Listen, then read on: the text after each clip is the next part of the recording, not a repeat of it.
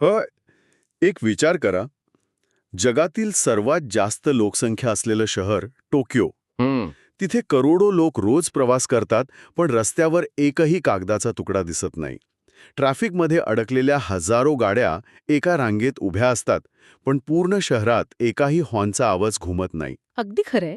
आणि हा कुठला चमत्कार नाहीये बरं का. हो ना? किंवा ही कुठल्या सायफाय चित्रपटाची कथा नाहीये. म्हणजे हा एक असा देश आहे जिथे हजारो वर्षांची प्राचीन परंपरा आणि भविष्यातलं अत्याधुनिक तंत्रज्ञान अत्यंत डौलाने अगदी हातात हात घालून चालतात. नक्कीच. तर आजच्या या सखोल चर्चेत आपण एका अशा सफरीवर निघणार आहोत, जी सफर फक्त एका भौगोलिक देशाची नाहीये, बरोबर. तर ती थेट मानवी मनाची आणि मानसिकतेची आहे. आपल्या आजच्या विश्लेषणाचा विषय आहे जपान. एक अत्यंत रंजक विषय. आज आपण या देशाच्या सांस्कृतिक जडणघडणीचे, तिथे जाण्यासाठी लागणाऱ्या आर्थिक गणिताचे आणि सर्वात महत्त्वाचे म्हणजे तिथल्या विचारसरणीचे अत्यंत बारकाईने वाचन करणार आहोत. आजचं आपलं हे जे मिशन आहे ना, ते फक्त पर्यटनाचा खर्च समजून घेणं नाहीये. नाही, अजिबात नाही. तर असा एक देश ज्याने स्वतःच्या नागरिकांच्या मानसिकतेतून संपूर्ण जगाला अचंबित केलं आहे, त्या देशाकडून आपण काय शिकू शकतो हे समजून घेणं आहे. अगदी तंतोतंत. जपान हा असा देश नाही ज्याला केवळ एक काय म्हणतो आपण त्याला टुरिस्ट डेस्टिनेशन म्हणून भेट दिली जाते. बरोबर. आपल्या वाचनात असलेल्या माहितीवरून हे स्पष्ट होतं की जपान हा एक अनुभव आहे जो माणसाला आतून बदलून टाकतो. एका बाजूला बुलेट ट्रेनचा अफाट वेग आणि दुसऱ्या बाजूला चहा करण्याच्या प्रक्रियेत असलेली ती टी सेरेमनीची कमालीची शांतता. क्या बात आहे. विरोधाभास बघा. हो ना. हा जो विरोधाभास आहे तो खऱ्या अर्थाने अभ्यासण्यासारखा आहे. आजच्या चर्चेतून आपण हेच उलगडणार आहोत की ही मानसिकता नेमकी घडते कशी. तर जगाकडे बघण्याचा दृष्टिकोन कसा पूर्णपणे बदलून टाकू शकतो. आणि इथूनच आपण या चर्चेच्या पहिल्या आणि अत्यंत महत्त्वाच्या टप्प्याकडे येतो. जेव्हा एखादा परदेशी प्रवासी पहिल्यांदा जपानच्या नरिता किंवा हानेडा विमानतळावर पाऊल ठेवतो, तिथून बाहेर पडतो, तेव्हा त्याला सर्वात पहिली जी गोष्ट जाणवते ती म्हणजे तिथली शांतता आणि शिस्त. अगदी प्रकर्षाने जाणवते ती गोष्ट. म्हणजे बघा, आपल्याकडे साधारणपणे विमानतळ किंवा रेल्वे स्टेशन म्हटलं की एक प्रचंड गोंधळ, टॅक्सीवाल्यांची आरडाओरड आणि लोकांची झुंबड डोळ्यासमोर येते. पण तिथे सगळं काही एका परिपूर्ण सिस्टमप्रमाणे चाललेलं असतं. कोणीही विनाकारण धावपळ करत नाही. कुणालाही एकमेकांना ओलांडून पुढे जाण्याची घाई नसते.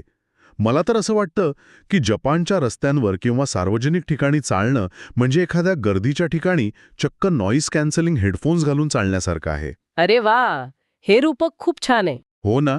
आजूबाजूला हजारो रोत असतात, सर्व व्यवहार सुरू असतात, पण गोंधळ अजिबात नसतो. पण इथे माझ्या मनात एक अत्यंत व्यावहारिक शंका येते. कोणती? ही जी शांतता आणि शिस्त आहे ती तिथे कायद्याच्या बडग्यामुळे लादलेली आहे का? म्हणजे नियम मोडला तर प्रचंड मोठा दंड बसेल या भीतीने लोक गप्प आहेत का? की हा खरोखरच त्यांच्या स्वभावाचा एक भाग बनला आहे?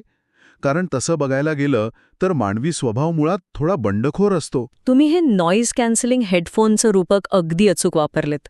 आणि ह्या प्रश्नाचं मूळ उत्तर याच रूपकात दडलेलं आहे बरं का. अच्छा, ते कसं? विशेष म्हणजे तिथे कोणीही जबरदस्तीने किंवा भीतीने हे हेडफोन्स घातलेले नाहीयेत. ही शांतता आतून येते. ती त्यांच्या मानसिकतेचा एक नैसर्गिक भाग आहे. हे बघा, मानवी वर्तणूकशास्त्राच्या दृष्टिकोनातून विचार केला तर कोणतीही सवय कायद्याच्या भीतीने फार काळ टिकत नाही. बरोबर आहे. माणूस पळवाटा शोधतोच. अगदी. तिथे पोलीस उभे नाहीत नियम मोडायचे ही प्रवृत्ती जपानमध्ये दिसत नाही. यामागे एक अत्यंत खोलवर रुजलेली जपानी संकल्पना आहे, ज्याला ते वा म्हणतात. WA. वा, याचा अर्थ काय? वा म्हणजे सामाजिक सुसंवाद किंवा सोशल हार्मनी. लहानपणापासून त्यांच्या मनावर हे बिंबवले जाते की माझ्या कोणत्याही कृतीमुळे दुसऱ्या व्यक्तीला किंवा समाजाला त्रास होता कामा नये. अरे बापरे. म्हणजे स्वतःच्या आधी समाजाचा विचार. हो, याला ते मेवाकू टाळणे असं म्हणतात. म्हणजे जर मी रस्त्यावर हॉर्न वाजवला किंवा ट्रेनमध्ये जोरात फोनवर बोललो तर त्याचा त्रास माझ्या आजूबाजूच्या लोकांना होईल. ही जाणीव त्यांच्यात इतकी खोलवर रुजलेली असते की शिस्त पाळणं हा त्यांच्यासाठी जगण्याचा एक नैसर्गिक मार्ग बनतो, कुठलाही बोजा नाही. हे खरोखरच विचार करायला लावणार आहे. म्हणजे दुसऱ्याला त्रास न देण्याची जाणीव हा त्यांच्या शिस्तीचा पाया आहे. इथूनच मला भारत आणि जपान या दोन महान देशांच्या संस्कृतीमधील एका सुंदर विरोधाभासाकडे वळावंसं वाटतं. नक्कीच तुलना खूप रंजक आहे. आपण जर तुलना केली तर भारत आणि जपान दोन्ही देश संस्कृतीने अत्यंत समृद्ध आहेत.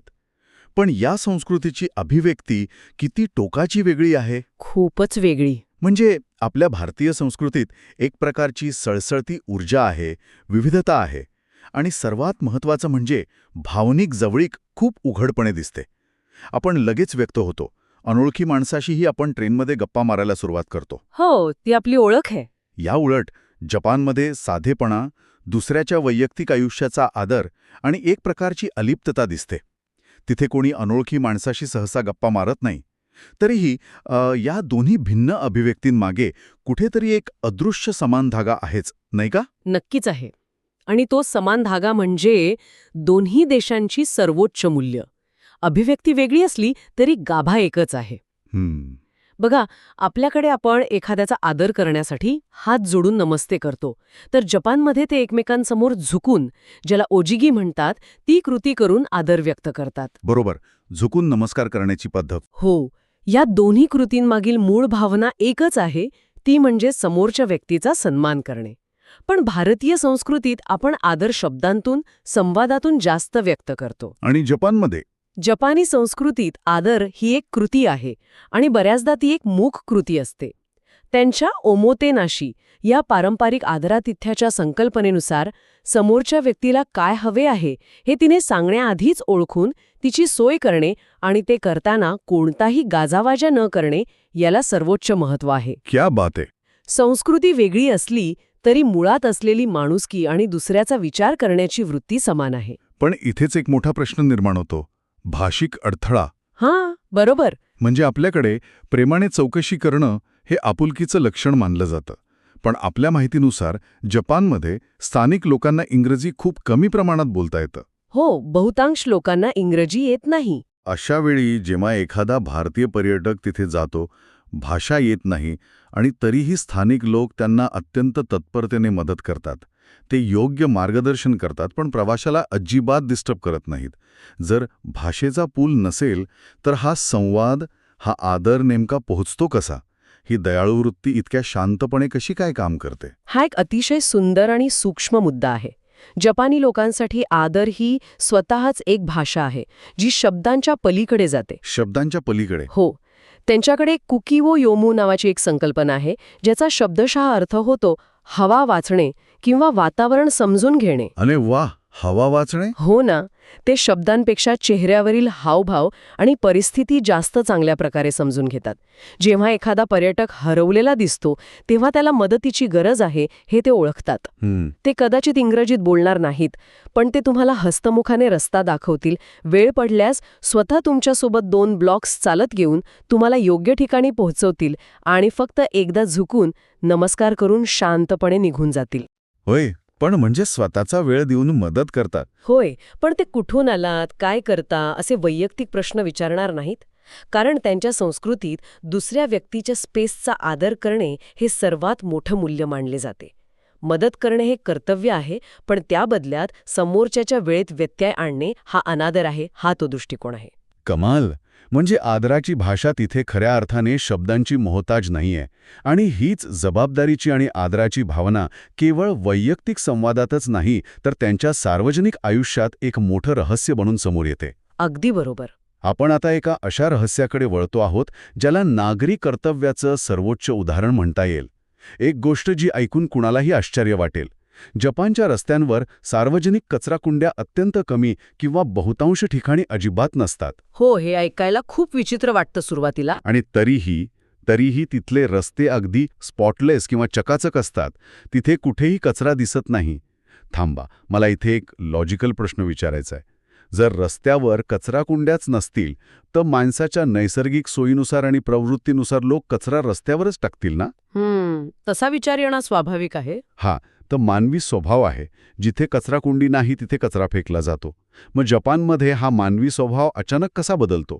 कचराकुंडी मासताना रस्ते स्वच्छ कसे राहतात? हा प्रश्न खूप रास्त आहे आणि याचं उत्तर केवळ वर्तणुकीत नाही, तर जपानच्या इतिहासात आणि त्यांच्या शिक्षण व्यवस्थेत दडलेलं आहे. अच्छा, इतिहासात. पहिली गोष्ट म्हणजे जपानच्या रस्त्यांवरून कचराकुंड्या हटवण्यामागे एक ऐतिहासिक कारण आहे. 1995 मध्ये टोकियोच्या सबवे स्टेशनवर एक भयंकर विषारी वायूचा हल्ला झाला होता, ज्यामध्ये दहशतवाद्यांनी कचराकुंड्यांचा वापर केला होता. बापरे, ही तर खूपच गंभीर घटना होती. हो, सुरक्षेच्या कारणास्तव सरकारने तेव्हापासून सार्वजनिक ठिकाणच्या बहुतांश कचराकुंड्या कायमच्या हटवल्या. पण खरी आश्चर्यकारक गोष्ट ही आहे की कचराकुंड्या हटवूनही रस्ते अस्वच्छ झाले नाहीत. हे कसं शक्य झालं? याचं सर्वात मोठं कारण म्हणजे कलेक्टिव्ह रिस्पॉन्सिबिलिटी, म्हणजेच सामूहिक जबाबदारी. त्यांच्याकडे स्वच्छ शहर सरकार बनवत नाही तर नागरिक बनवतात. हे केवळ एक घोषवाक्य नाही, तर ते त्यांच्या जगण्याचा भाग आहे. हे रुजलं कसं त्यांच्यात इतक्या खोलवर? म्हणजे एखादी सवय पूर्ण देशाला कशी लागू शकते? याचं मूळ त्यांच्या शालेय शिक्षण पद्धतीत आहे. मी सांगते, जपानच्या शाळांमध्ये ओसोजी नावाची एक प्रथा आहे. तिथे शाळांमध्ये सफाई कर्मचारी नसतात. काय सांगताय? सफाई कर्मचारी नसतात? अजिबात नाही. विद्यार्थी आणि शिक्षक दररोज ठराविक वेळ काढून स्वतःचे वर्ग, बाथरूम्स आणि शाळेचा परिसर स्वतः स्वच्छ करतात. अरे बापरे, म्हणजे लहानपणापासूनच हे संस्कार. अगदी. लहानपणापासूनच त्यांना हे शिकवलं जातं की सार्वजनिक मालमत्ता ही कोणाचीच नाही असं नाही, तर ती सर्वांची आहे. त्यामुळे जेव्हा एखादा जपानी नागरिक बाहेर काही खातो किंवा पितो आणि त्याच्या हातात कचरा उडतो, तेव्हा तो कचरा कुठे फेकू असा विचार करत नाही. मग तो काय करतो? तो सवयीने तो कचरा स्वतःच्या बॅगमध्ये किंवा खिशात ठेवतो आणि घरी नेऊन आपल्या स्वतःच्या कचराकुंडीत तोही ओला आणि सुका कचरा व्यवस्थित वेगळा करून टाकतो. क्या बात आहे. कचरा माझी निर्मिती आहे, त्यामुळे त्याची विल्हेवाट लावण्याची जबाबदारी पूर्णपणे माझी आहे, सरकारची नाही. हा तो पक्का विचार आहे. हे खरंच थक्क करणारं आहे. कचरा माझी निर्मिती आहे, त्यामुळे जबाबदारी माझी. हा विचार जर एखाद्या समाजाच्या नसानसात भिनला असेल तर तिथे सफाई कामगारांची गरजच उरणार नाही. अगदी बरोबर. आणि आपण पाहतोच की हीच मानसिकता ट्रेनच्या वेळेच्या बाबतीतही दिसते. त्यांच्या बुलेट ट्रेन्स सेकंदाच्या अचूकताने धावतात. पण आता या सर्व मानसिक आणि सांस्कृतिक सौंदर्याकडून आपण थोडे वास्तवाकडे वळूया. बजेटकडे. हो, ही जी शिस्त आणि शांतता आपण आत्ता डिस्कस केली, ती जर खऱ्या अर्थानं अनुभवायची असेल तर तिथे प्रत्यक्ष जाण्याला पर्याय नाही. पण इथूनच खरा प्रश्न सुरू होतो. ही पीस ऑफ माइंड अनुभवण्यासाठी खिशाला किती मोठी किंमत मोजावी लागते? हा एक अतिशय प्रॅक्टिकल प्रश्न आहे. म्हणजे एखाद्या सामान्य प्रवाशाला जर 5 ते 7 दिवसांसाठी जपानचा अनुभव घ्यायचा असेल तर त्या प्रवासाचं आर्थिक गणित नेमकं कसं असतं? हा एक अत्यंत महत्त्वाचा पैलू आहे. कारण जपान हा जगातील सर्वात महागड्या देशांपैकी एक मानला जातो. पण जर योग्य नियोजन केलं तर हा खर्च नक्कीच आवाक्यात आणता येतो. अच्छा, ते कसं? आपण 5 ते 7 दिवसांच्या ट्रिपचा एक ढोबळमानाने विचार करूया. या प्रवासाचा सर्वात मोठा खर्च हा विमान प्रवास किंवा फ्लाईटचा असतो. जर आपण 2-3 महिने आधी बुकिंग केलं तर हा खर्च साधारणतः 40,000 ते 70,000च्या घरात जातो. म्हणजे फ्लाईट्सचा खर्च हा मुख्य आहे. आणि राहण्याचा खर्च? यानंतर हऱ्याचा खर्च. जपानमध्ये राहण्यासाठी खूप विविध आणि कल्पक पर्याय आहेत. जर एखाद्याला बजेटमध्ये राहायचं असेल तर तिथले कॅप्सूल हॉटेल्स हा एक उत्तम अनुभव आहे. कॅप्सूल हॉटेल्स, जिथे छोट्या जागा असतात? हो, जिथे फक्त झोपण्यापुरती एक छोटी पण अत्याधुनिक कॅप्सूल असते. या हॉस्टेल्स किंवा कॅप्सूल हॉटेलचा खर्च 2,000पासून सुरू होतो, तर चांगल्या बिझनेस हॉटेलचा खर्च 10,000 प्रति रात्र या दरापर्यंत जाऊ शकतो. आणि जेवणाचा खर्च? कारण जपानी खाद्यसंस्कृती जगप्रसिद्ध आहे आणि ती खूप महाग असेल असा आपला समज असतो. अगदी बरोबर. आणि इथेच जपानची एक वेगळी बाजू समोर येते. जपानमध्ये जेवणासाठी तुम्हाला खूप महागड्या रेस्टॉरंट्समध्ये जाण्याची गरजच नाहीये. अरे वा, मग स्वस्त पर्याय काय आहेत? तिथल्या कॉन्व्हिनियन्स स्टोअर्स किंवा कोन्बिनी जसे की 7-Eleven, फॅमिली मार्ट यांच्यामध्ये अत्यंत ताजे आणि दर्जेदार जेवण अतिशय कमी किमतीत मिळते. याशिवाय रस्त्यावरची छोटी रामेनची दुकाने आणि वेंडिंग मशीन्स तिथे जागोजागी असतात. त्यामुळे एका दिवसाच्या जेवणाचा खर्च साधारण 800 ते 1,500 रुपयांमध्ये अतिशय चांगल्या प्रकारे भागवता येतो. हे तर खूपच उत्तम आहे. पण मला जपानच्या ट्रान्सपोर्ट सिस्टमबद्दल जाणून घेण्यात जास्त रस आहे. आपण सतत ऐकतो की तिथले शिनकानसेन किंवा बुलेट ट्रेन्स हा तिथल्या प्रवासाचा आत्मा आहे. हो, तो अनुभव तर घ्यायलाच हवा. पण त्या खूप महाग असतात असंही म्हणतात. मग अंतर्गत प्रवासाचं नियोजन कसं करायचं? बजेटमधला सर्वात ट्रिकी भाग आहे बरं का. जपानमध्ये टॅक्सीचा वापर करणे अत्यंत महागडे पडते. त्यामुळे सार्वजनिक वाहतूक, विशेषतः रेल्वेचा वापर करणे हाच एकमेव व्यवहार्य पर्याय आहे. मग बुलेट ट्रेनचं तिकीट परवडतं कसं? बुलेट ट्रेनचं सुटे तिकीट काढणे खिशाला भारी पडू शकते. उदाहरणार्थ, टोकियो ते क्योटो या एका प्रवासाचे तिकीटच हजारो रुपयांत जाते.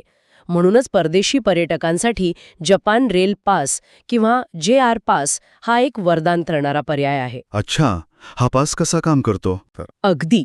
आणि प्रेक्षणीय स्थळे किंवा अट्रॅक्शन्सचा विचार केला तर बरीचशी मंदिरे आणि गार्डन्स मोफत असतात किंवा त्यांची फी अतिशय कमी, म्हणजे 500 ते 2000च्या घरात असते. म्हणजे जर आपण या सर्व खर्चाची बेरीज केली तर एका व्यक्तीच्या 5 ते 7 दिवसांच्या ट्रिपचा एकूण खर्च साधारणतः 80,000 ते 1.5 लाखाच्या दरम्यान येतो. हो, साधारण एवढा खर्च अपेक्षित आहे. आता हे आकडे ऐकल्यावर साहजिकच श्रोत्यांना असं वाटू शकतं की हा खर्च बराच मोठा आहे. पण मी याकडे थोड्या वेगळ्या दृष्टिकोनातून बघतो. जेव्हा एखादा व्यक्ती हा खर्च करून जपानला जातो तेव्हा तो केवळ इमारती, बर्फाच्छादित डोंगर किंवा चेरी ब्लॉसम्स बघायला जात नाही. बरोबर. ही एक प्रकारची इन्व्हेस्टमेंट आहे. तुम्ही स्वतःच्या मानसिकतेत एक मोठी गुंतवणूक करत असता. तुम्हाला एक असा दृष्टिकोन पाहायला मिळतो जिथे समाज स्वतःहून स्वतःचे नियम पाळतो. पण इथे मला एका विरोधाभासाबद्दल विचारायचंय. कोणता? जपान तंत्रज्ञानात इतका प्रगत आहे, जगभरात त्यांचे रोबोट्स आणि इलेक्ट्रॉनिक्स प्रसिद्ध आहेत, पण तरीही तिथे जाणाऱ्या पर्यटकांना नेहमी जास्तीत जास्त कॅश म्हणजे रोख रक्कम सोबत ठेवण्याचा सल्ला दिला जातो. असं का? जिथे डिजिटल पेमेंटचा पाऊस असायला हवा तिथे कॅश का चालते? हां, जपानमधला एक अत्यंत रंजक विरोधाभास आहे. जगाला डिजिटल तंत्रज्ञान शिकवणारा जपान स्वतः मात्र अजूनही कॅशवर किंवा रोख रकमेवर प्रचंड विश्वास ठेवतो. हे खूपच विचित्र आहे. असं का? यामागे 2-3 मुख्य कारणं आहेत. पहिलं म्हणजे जपानमधील बहुतांश स्थानिक व्यवसाय, लहान हॉटेल्स, रामेनची दुकानं आणि स्ट्रीट फूड वेंडर्स आजही पारंपरिक पद्धतीनेच व्यवसाय करतात. हां. दुसरं कारण म्हणजे तिथली वृद्ध लोकसंख्या. जपानमध्ये ज्येष्ठ नागरिकांचे प्रमाण खूप मोठे आहे आणि या पिढीला डिजिटल व्यवहारांपेक्षा हातातल्या कागदी पैशांवर म्हणजे येनवर जास्त विश्वास आणि सुरक्षितता वाटते. हे अगदी स्वाभाविक आहे. आणि तिसरं म्हणजे प्रायव्हसी किंवा गोपनीयतेचा आदर. डिजिटल ट्रान्झॅक्शन्समध्ये तुमची माहिती रेकॉर्ड होते, जे त्यांच्या प्रायव्हसीच्या संकल्पनेच्या थोड्या विरोधात जाते. त्यामुळेच एका बाजूला तुम्हाला अत्याधुनिक रोबोटिक्स दिसेल आणि दुसऱ्या बाजूला तुम्हाला हॉटेलचं बिल देण्यासाठी येनची रोख रक्कमच मोजावी लागेल. क्या बात है. हा तंत्रज्ञान आणि परंपरेचा अद्भुत समतोल आहे. खरोखरच हा देश म्हणजे विरोधाभासांचा एक अतिशय सुरेख संगम आहे. अगदी बरोबर बोललात. आजच्या या सखोल चर्चेतून आपण कित्येक गोष्टी उलगडल्या. तिथली आतून येणारी शिस्त, शब्दांविना व्यक्त होणारा आदर, ऐतिहासिक कारणांमधून आलेली पण शिक्षणातून रुजलेली सामूहिक जबाबदारी आणि हा सर्व अनुभव घेण्यासाठी करावं लागणारा आर्थिक आणि मानसिक नियोजन. या सर्व प्रवासाचा मानवी मनावर होणारा अंतिम परिणाम निश्चितच अफाट असेल. निश्चितच. जेव्हा एखादी व्यक्ती जपानचा अनुभव घेऊन परत येते तेव्हा ती फक्त कॅमेऱ्यात काही फोटो घेऊन येत नाही. ती व्यक्ती एका अशा समाजाचं चित्र डोक्यात घेऊन येते जिथे मी पेक्षा आपण या शब्दाला जास्त महत्त्व आहे. मी पेक्षा आपण हे खूप सुंदर वाक्य आहे. हो ना. हा प्रवास तुम्हाला आतून बदलतो. तो तुमच्या सवयी बदलतो. तिथे पाळलेली शिस्त आणि पाहिलेली शांतता जर एखाद्याने खऱ्या अर्थाने अंगीकारली तर ती त्याच्या वैयक्तिक आणि व्यावसायिक आयुष्यात एक मोठा, सकारात्मक आणि कायमस्वरूपी बदल घडवून आणू शकते. आयुष्य बदलून टाकणारा प्रवास. खरंच प्रवासाची आहून मोठी ताकद कोणती असू शकते? आजच्या या सखोल चर्चेच्या अगदी शेवटी आपण या सर्व माहितीच्या आधारे एका अशा वळणावर आलो आहोत जिथे मला एक अत्यंत प्रक्षोभक आणि विचार करायला लावणारा मुद्दा उपस्थित करायचा आहे. नक्कीच, सांगा. आपण पाहिलं की अवघ्या 5 ते 7 दिवसांच्या जपानच्या सफरीमुळे माणसाच्या मेंदूला एका अत्यंत शिस्तबद्ध आणि शांत जीवनशैलीची सवय लागू शकते. तिथे गेल्यावर आपणही रांगेत उभे राहतो, आपणही कचरा रस्त्यावर न टाकता स्वतःच्या खिशात ठेवतो. मग इथे एक प्रश्न निर्माण होतो. जर ही मानसिकता आपण दुसऱ्या देशात जाऊन अंगीकारू शकतो तर जपानला न जाताही आपण आपल्याच देशात, आपल्याच शहरात, आपल्याच गल्लीत ती वैयक्तिक जबाबदारीची आणि स्वच्छतेची भावना का रुजवू शकत नाही? अत्यंत अचूक आणि भेदक विचार आहे. तसं बघायला गेलं तर मानसिकता बदलण्यासाठी खऱ्या अर्थाने देशाच्या सीमा ओलांडण्याची गरज नसते, तर फक्त स्वतःच्या सवयी आणि विचारांच्या सीमा ओलांडण्याची गरज असते. जर ती सामूहिक जबाबदारी आपण इथेही घेतली तर कोणत्याही शहराला स्वच्छ आणि शिस्तबद्ध बनवणं सहज शक्य आहे. एकदम बरोबर. जपानची जादू फक्त त्यांच्या भौगोलिक भूमीत नाहीये, तर ती त्यांच्या मेंदूत, त्यांच्या मानसिकतेत आहे. आणि ही मानसिकता आपण जगात कुठेही कधीही अंमलात आणू शकतो. अगदी खरंय. हा विचार आज श्रोत्यांनी नक्की स्वतःच्या मनात घोळवावा. जर ही सखोल विचार करायला लावणारी आणि माहितीपूर्ण चर्चा आवडली असेल तर नक्की फॉलो करा. आणि हो, जपानसारखं असं कोणतं ड्रीम डेस्टिनेशन आहे जिथे फक्त निसर्ग बघायला नाही तर तिथल्या लोकांकडून काहीतरी नवीन शिकायला जायला आवडेल? हो, हे नक्की कमेंट करून सांगा. अगदी. आजच्या या जपानच्या सफरीतून प्रेरणा घेऊन आपल्या आसपासचा परिसर थोडा का होईना पण वैयक्तिक जबाबदारीने अधिक सुंदर आणि शिस्तबद्ध बनवण्याचा प्रयत्न करूया. पुन्हा भेटूया अशाच एका नव्या, रंजक आणि सखोल विषयासह. तोपर्यंत सकारात्मक रहा.